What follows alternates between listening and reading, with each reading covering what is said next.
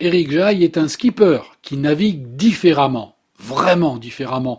Il confie le cap de son bateau aux représentants de la faune marine rencontrés sur sa route. Écoutez-le nous parler de son expérience lors de sa précédente route du Rhum. En 2014, je passais l'île d'Ouessant. Donc c'est le virage avant d'arriver à descendre le long de cet océan.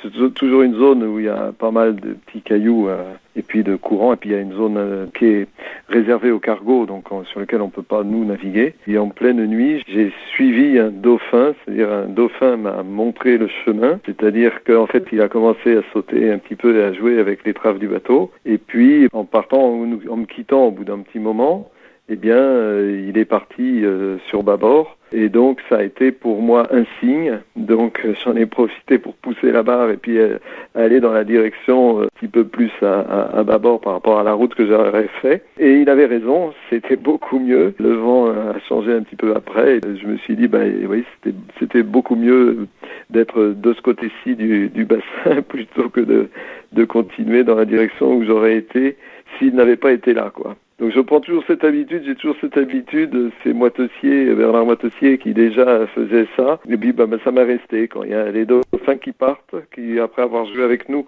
partent soit à tribord, soit à bâbord, eh bien j'ai souvent tendance à les suivre un petit peu, à corriger ma route, voilà.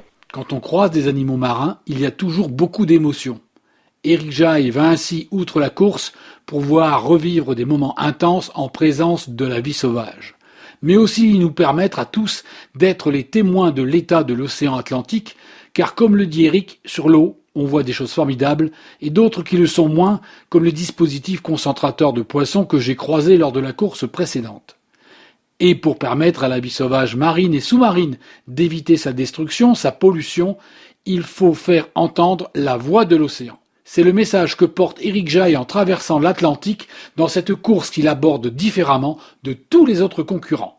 Pour porter haut et fort la voix de l'océan, rejoignez l'association de protection des océans Longitude 181.